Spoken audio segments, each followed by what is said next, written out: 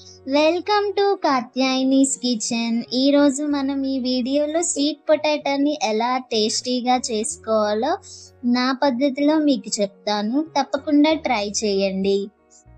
ఈ విధంగా ట్రై చేస్తే పిల్లలు, పెద్దవాళ్ళు చాలా ఎంతో ఇష్టంగా తింటారు. ముందుగా స్వీట్ పొటాటోని తీసుకొని కొంచెం ఉప్పు వేసి 10 మినిట్స్ నానబెట్టాలి. దాన్ని 3-4 టైమ్స్ వాష్ చేస్తే మనకి వీడియోలో చూపించిన విధంగా మంచిగా క్లీన్ అవుతాయి. స్టవ్ వెలిగించి మీడియం ఫ్లేమ్లో పెట్టుకోండి.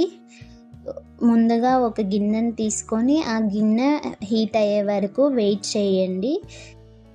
ప్యాన్ హీట్ అయిన తర్వాత 2 స్పూన్స్ నెయ్యి వేసుకోండి. నేను నా క్వాంటిటీకి తగ్గట్టు నెయ్యి వేసుకున్నాను.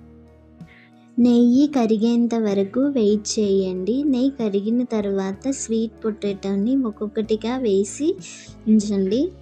ఎప్పుడు రెగ్యులర్ పద్ధతిలోనే చేస్తారు కదా, ఒక్కసారి ఈ పద్ధతి ట్రై చేసి చూడండి, మీకు చాలా మంచిగా అనిపిస్తుంది. అన్ని ముక్కలు వేసిన తర్వాత ప్రతి ముక్కకు నెయ్యి పట్టేలా ఈ విధంగా తిప్పాలి. తిప్పిన తర్వాత సెపరేట్ కళాయిలో వాటర్ తీసుకొని పైన పెట్టాలి. స్వీట్ పొటాటో తినడం వల్ల ఇమ్యూనిటీ సిస్టమ్ పెరుగుతుంది, డైజెషన్ కూడా ఇంప్రూవ్ అవుతుంది. ఒక 5 మినిట్స్ ఆగిన తర్వాత తీసి ఒకసారి చూసి తిప్పుతూ ఉండాలి. తిప్పిన తర్వాత ఒక 10 మినిట్స్ వరకు మళ్ళీ వాటర్ పెట్టి వెయిట్ చేయాలి. 10 మినిట్స్ తర్వాత పెట్టిన వాటర్ తీసి చూడండి.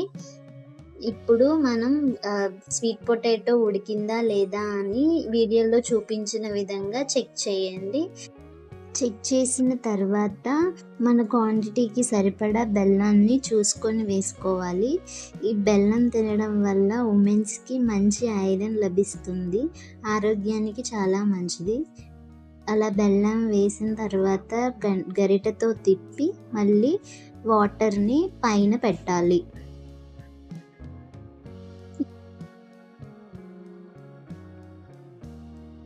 ఒక 5 మినిట్స్ తర్వాత మూత తీసి చూడండి బెల్లం కరిగిందా లేదా అని. బెల్లం కరగలేదు కాబట్టి గరిటెతో తిప్పుతూ మళ్ళీ ఒక్కసారి వాటర్ని పైన పెట్టండి. ఒక 10 మినిట్స్ తర్వాత ఆగి మళ్ళీ చెక్ చేద్దాము బెల్లం ముక్కలకి పట్టిందా లేదా అని. చూస్తుంటే బాగా పట్టినట్టుగా ఉంది. దాన్ని మళ్ళా గరిటెతో తిప్పి చెక్ చేద్దాము బాగా ఉడికిందా లేదా అని. చూడండి, తీసి ఇలా గరిటెతో అనగానే వచ్చింది, చాలా మెత్తగా ఉడికింది. చూస్తుంటేనే నోరు ఊరిపోతుంది, చాలా టేస్టీగా ఉంది. మీరు తప్పకుండా ట్రై చేయండి. ట్రై చేసి ఎలా వచ్చిందో కామెంట్ చేయండి. ఇలాంటి హెల్దీ ఫుడ్ వీడియోస్ కోసం మన ఛానల్ని సబ్స్క్రైబ్ చేయండి, వీడియోని లైక్ చేయండి, మీ ఫ్రెండ్స్ అందరికీ షేర్ చేయండి.